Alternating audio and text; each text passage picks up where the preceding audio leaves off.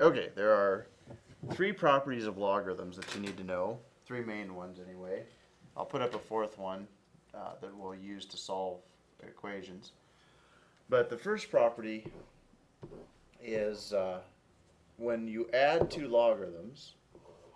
So if you had the log base 5 or any base, it doesn't have to be a specific number. It could be any base you want of some number plus the log of the same base of another number, that can be combined into one logarithm with multiplication.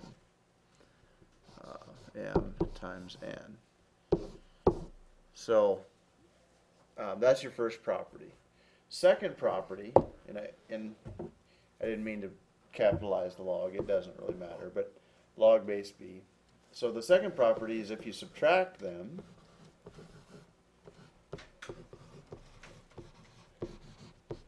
you can combine it into one logarithm, but divide the two numbers. So m over n. And so there's that property. That's the second one.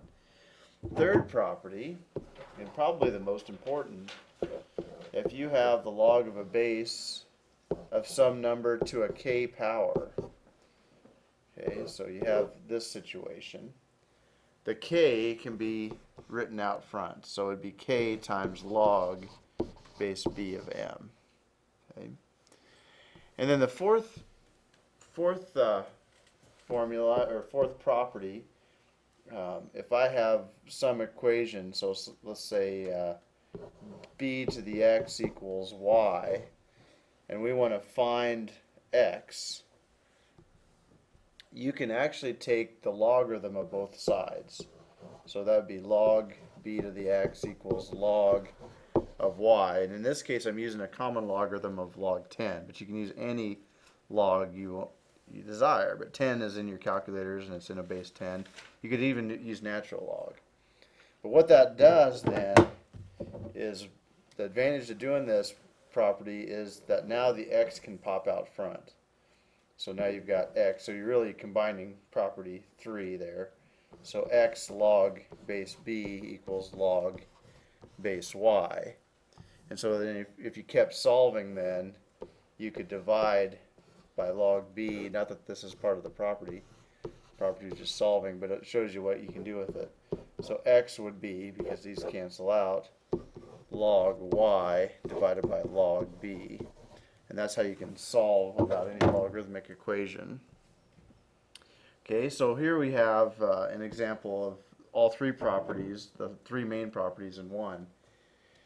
You've got log base 5 of xy squared. Well, the multiplication means we can write that in as two addition problems.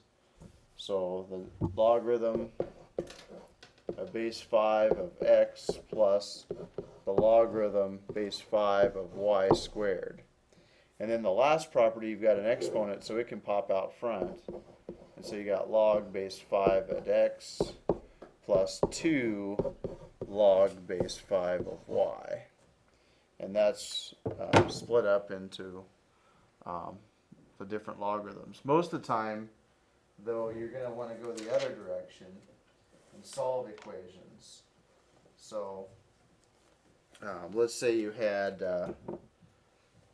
this equation.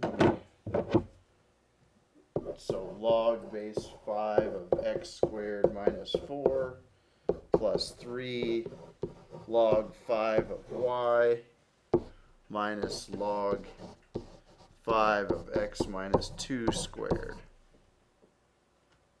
Okay, so you could combine that into one logarithm. And so anywhere there's an addition or subtraction, you can multiply or divide. And any number out front can go as an exponent. So this could be written as log base 5 x squared minus 4 times y to the third power, because this pops to the exponent, all divided by, because of the minus sign, x minus 2 squared.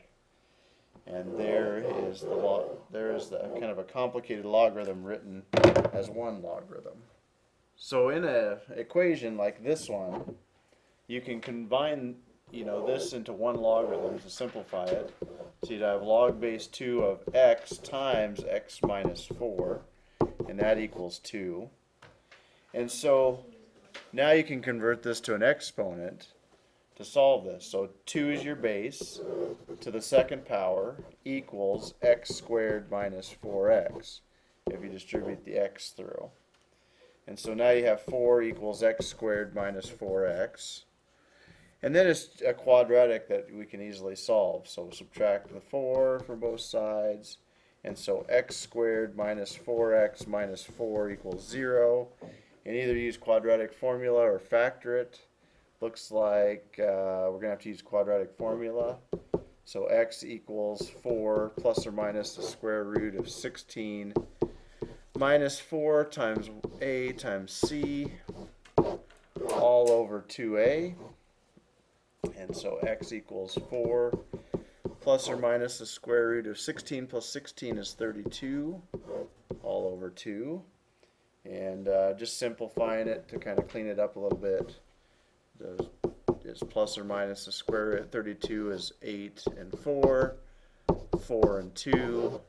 So it would be 4 square root 2 over 2. And you can simplify one last time by taking a 2 out. I went kind of fast, but there would be your answer for that particular equation in that example and how to use the properties. So I hope this helps, and good luck. See you next time.